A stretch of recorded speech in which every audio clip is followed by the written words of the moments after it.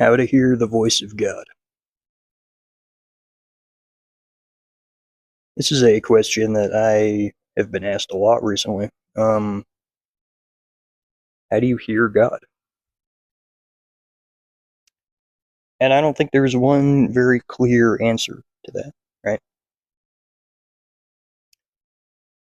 So let's get some misconceptions out of the way. In the Bible, there is a lot of discussion of God speaking to certain individuals, certain men, right? And truth be told, we don't know how much of the Bible is conjecture, how much of it is metaphorical. In many cases where there's descriptions of vivid phenomena accompanying God speaking to men, I think we can safely say that he was probably genuinely appearing to people.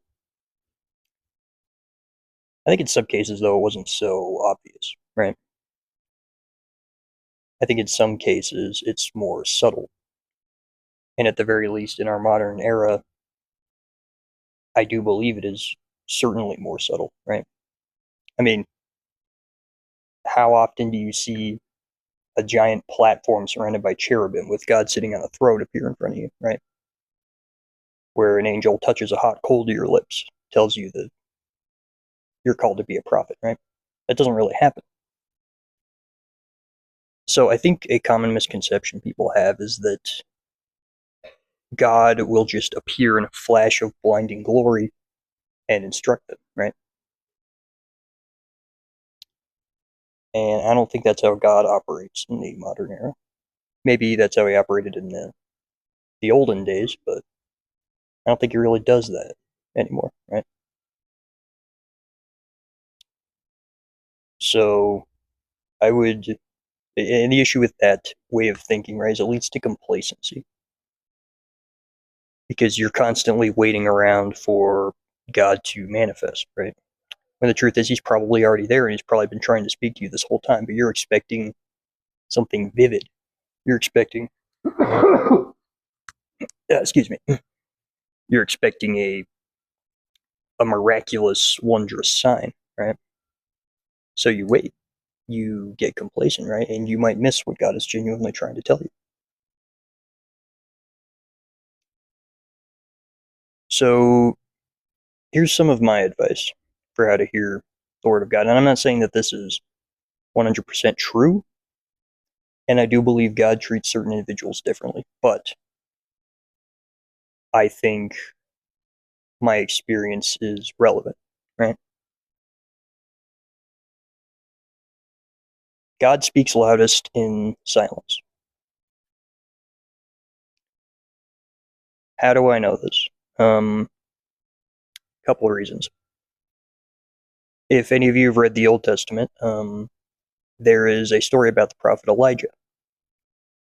He's being pursued by a tyrant king and his wife for preaching the word of the Lord. He goes into a cave to hide. Some interesting things happen in that cave. There is a ferocious storm that like tears apart the mountainside, right? But God is not in the storm. There's, I think it was, massive earthquake, right? Continued to destroy the mountain. God wasn't in that earthquake. There is one other one that I don't remember the specifics of, but it is there was one more sign. Very loud, very noisy. God wasn't there. So when does God speak to Elijah? In the silence. After all these aggressive natural phenomena, Elijah leaves the cave, steps outside into the silence. And that's when God speaks to him.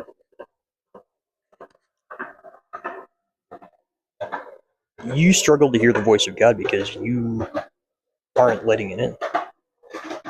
There's too much noise. There's too much going on. And that could be, noise could be anything. It could be literal noise. Maybe you are addicted to auditory input, right? That's something I struggle with. Maybe you just constantly need music or an audiobook or a podcast or a YouTube video or something playing in your ears, or you feel like something's wrong. If that's you, welcome to the club. But what that does is it shuts out your inner thoughts. If you're busy consuming other people's content, you aren't spending time in your brain. And there's a school of thought that says learning about yourself and hearing the voice of God are the same thing. Now that's a very that can get very dangerous. So contrast your impulses and your inclinations with what God has said. If you think God is telling you to go murder someone, that's probably not God. Just saying. So you may have certain things, right? You may have moments where you think I should do this, right? That's not always the voice of God. So again, contrast it with what you know to be pure and holy, right? By what God has designed. Noise could also be other things. You could just be terminally distracted, right? So maybe you just need to take a week away from your phone. Apologies for that. We got a clock tower right next to me. It likes to go off every couple hours.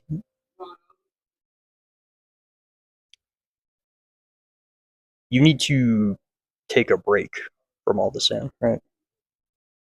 So if that means you go without your phone for a week, do it. You got to spend time in your head, right?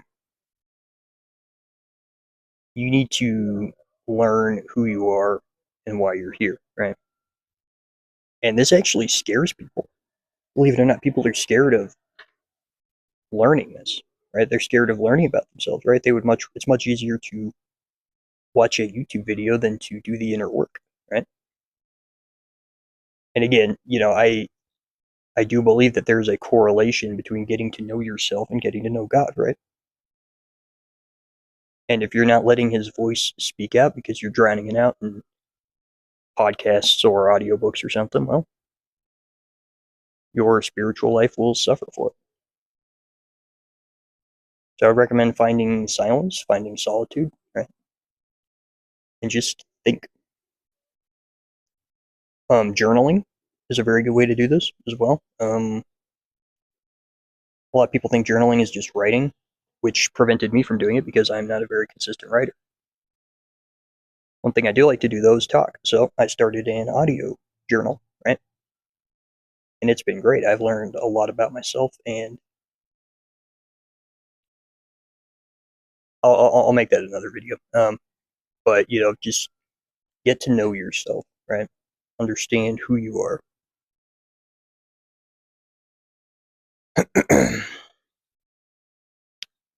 There's another school of thought that says what you are interested in is the voice of God, right? This is a notion used by Jordan Peterson. I don't agree with all of his analyses of the Bible, but he makes some very good points. So take the story of Moses and the burning bush, right? Moses is in the desert. He's become a fully fledged man, member of society, right? He sees something. It's a bush that's on fire. The fire isn't spreading. The fire isn't even burning the bush. The bush is simply just on fire. So he goes to investigate. Jordan Peterson's interpretation of that is what catches your interest, what calls to you, right? When Moses goes to that burning bush, that's when God speaks to him and gives him instructions to confront Pharaoh and bring his people out of slavery, right? That was Moses' purpose. I knew my purpose was to start this channel because men's issues fascinate me. They really do, and I can't even explain why. They just do. And part of it is that I am a man, right? But it's something that interests me, right? Concepts of masculinity, femininity, gender issues, right? Getting to understand how men and women work, right? That interests me. And what calls to you, right, is, in my opinion, synonymous with your purpose, right? I know people who have a fascination with history, right? They've made that their purpose, right? They want to become professors, like history professors, and educate people, right? All because they just have this interest in history, right? If you have an interest in exercise and like working out, nutrition and stuff, you could become a dietitian or a PT coach or something, genuinely help people, right? I would say things like exercise are absolutely essential for men, right? I just finished a pretty good workout. I'm feeling a bit beat up, but I feel good. I feel good. And I will make a video on that, on why I believe exercise is essential for men, especially women too, obviously. But long story short, we men are valued and defined by our physical strength in many cases. So it's good to build on that, right? So what calls to you? And then here's the thing. Was there sun glare for that whole thing? I'm sorry, y'all. Okay. So here's the thing. You can't know what calls to you if you do not spend time in silence and peace. Straight up. And this was a mistake I made for so many years. Just constantly watching YouTube and, listening to music, listening to podcasts. It drowns out your own soul. It drowns out what your mind is trying to tell you. A lot of people don't know themselves, right? A lot of people don't know themselves. They don't know who they are, what their dreams are, what their goals are, what their aspirations are. They just have vague ideas, right?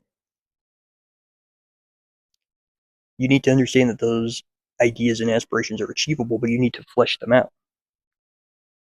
How do you do that? You don't do that by watching Instagram Reels for 4 hours, right? How can you? How is that going to help you? You might find a random tidbit of helpful information, but realistically, what good is it doing? I'm willing to bet most people's Instagram feeds are not full of wisdom or good stuff. It's probably just dumb stuff. Let's be honest. And you can do what you want, right? If that's what you want to do with your life, well, go right ahead, man. That's your prerogative. Me personally, I want something better. I'm willing to work with it, and I've seen tremendous progress once I started fighting for my dreams and goals, right?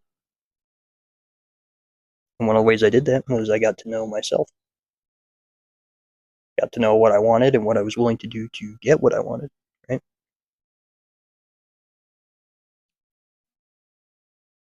So embrace silence, embrace solitude, learn about yourself,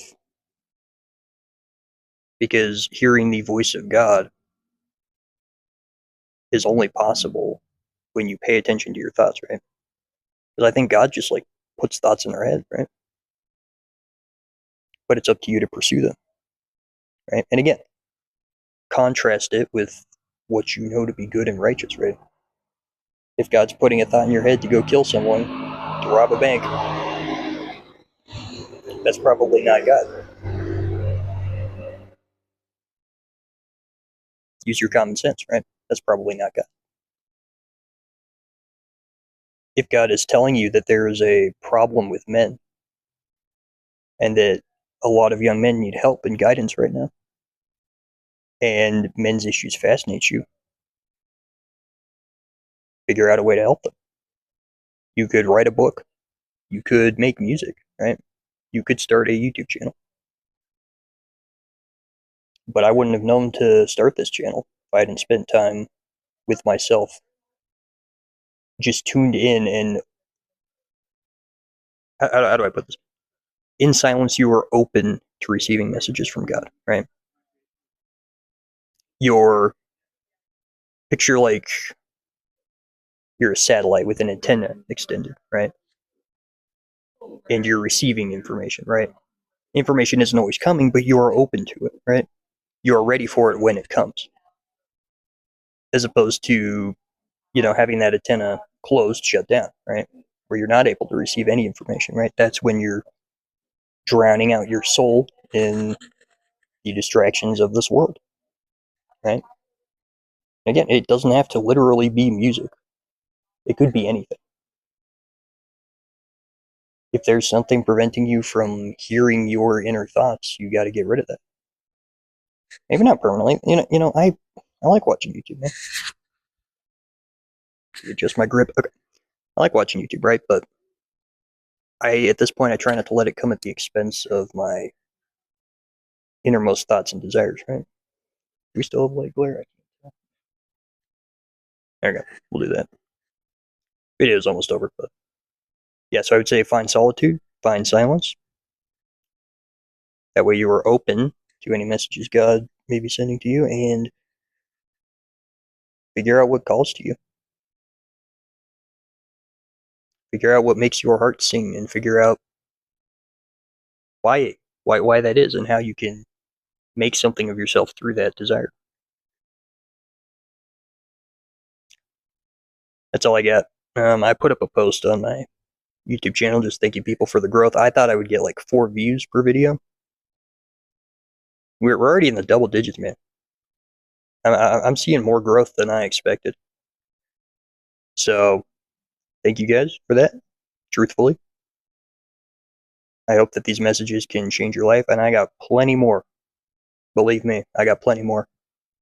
I will never run out of content because life always teaches me something new.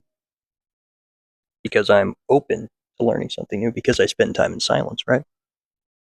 I observe and I think.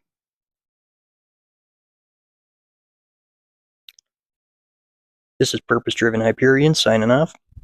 See you guys in the next video.